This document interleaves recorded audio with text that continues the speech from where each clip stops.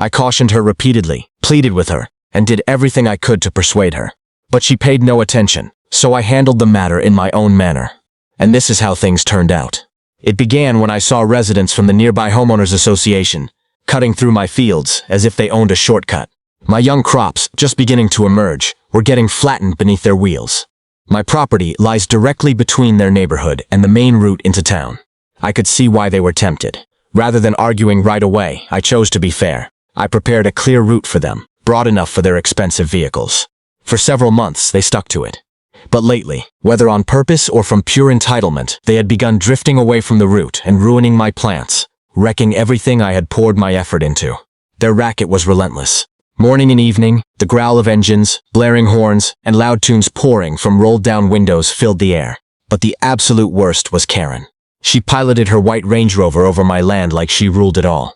She would accelerate, twisting sharply near the corn rows, chuckling with her shades pushed up on her forehead as though it were all some joke. That afternoon, after seeing her wreck yet another section, I reached my limit.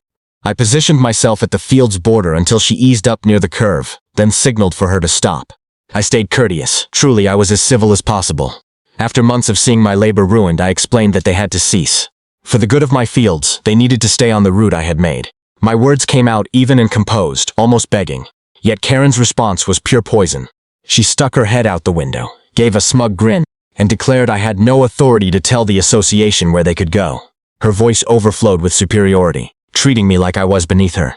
Before I could reply, she chuckled, waved me off dismissively, and pulled away, flinging dirt onto my shoes. That instant revealed Karen had zero regard for me, my property, or my tolerance. Karen kept going. The following morning, exactly on time, she charged across my land in her shiny white Range Rover, the motor roaring as if taunting me. I stood by powerless while her tires demolished more of my tender sprouts, fresh grooves carved into the earth where fragile growth had only started.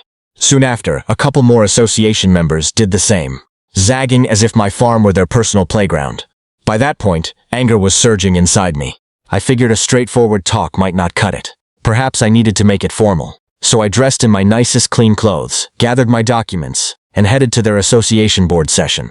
I faced their fancy wooden table, laid out the issue plainly, and implored them, to prevent their people from crossing my ground.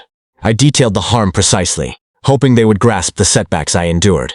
But rather than hearing me out, they mocked. One laughed about the farmer arriving in decent attire, while another grinned and cracked jokes about me reeking of the barn.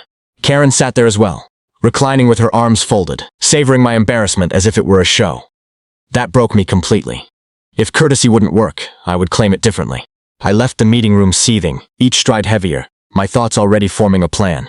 The day after, I installed fresh markers around my holdings. Private property, keep out. Naturally, I realized markers by themselves wouldn't halt them. Therefore, I readied something stronger. Thanks to the downpour the previous night, the ground was damp and yielding. I excavated a sizable ditch straight across the route Karen favored most, ensuring it was broad enough to snare a car, yet subtle enough to seem innocent initially. I filled it with sludge from the nearby stable, blending in waste until it resembled an ordinary sloppy patch on the farm. To any driver speeding by, it would look like nothing but a minor dirty spot. But I understood the truth. I had created a trap, a snare crafted exactly for Karen's overconfidence. The following day, right on schedule, Karen appeared. I heard her long before I spotted her.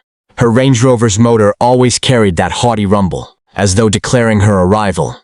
She raced by my house without a second thought, shades in place, one hand resting casually on the steering wheel. Certain my land was merely her personal cut-through amusement. I stood against the fence line, arms folded, observing. My pulse raced, not from dread but from expectation. She had no clue what awaited her. She drove straight into the snare at full speed. Initially, her front wheels sank slightly, and she likely dismissed it as ordinary soft ground. But then the whole vehicle plunged ahead and settled heavily. The noise was satisfying.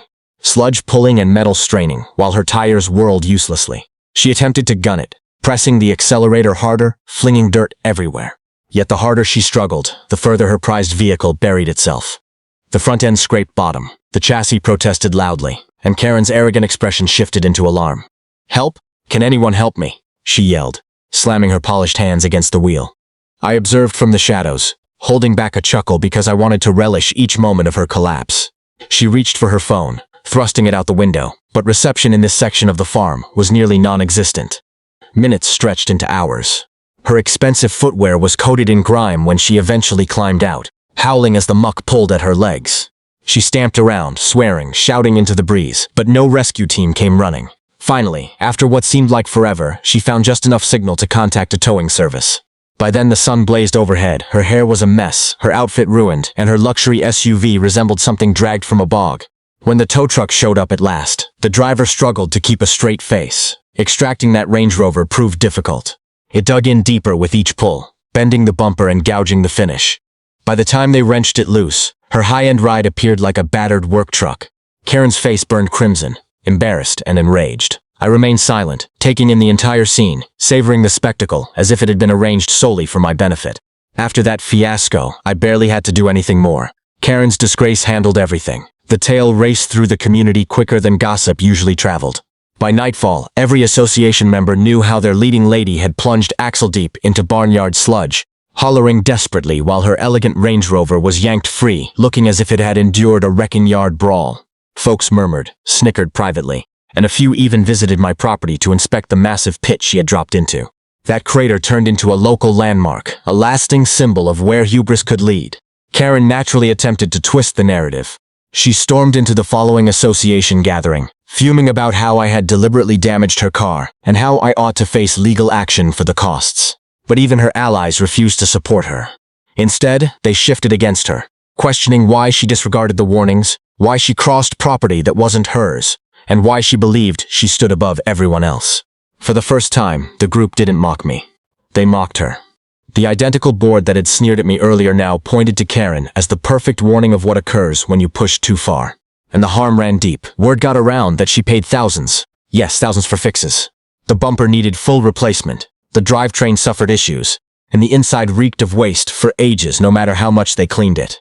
I glimpsed her later at the market, still using the vehicle, and I could make out remnants of dried dirt in spots no detailing could fully erase.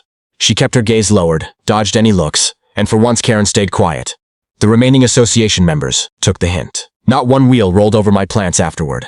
My fields flourished without interference, vibrant growth reaching upward beneath the sunlight, while Karen lingered in the gloom of her own shame.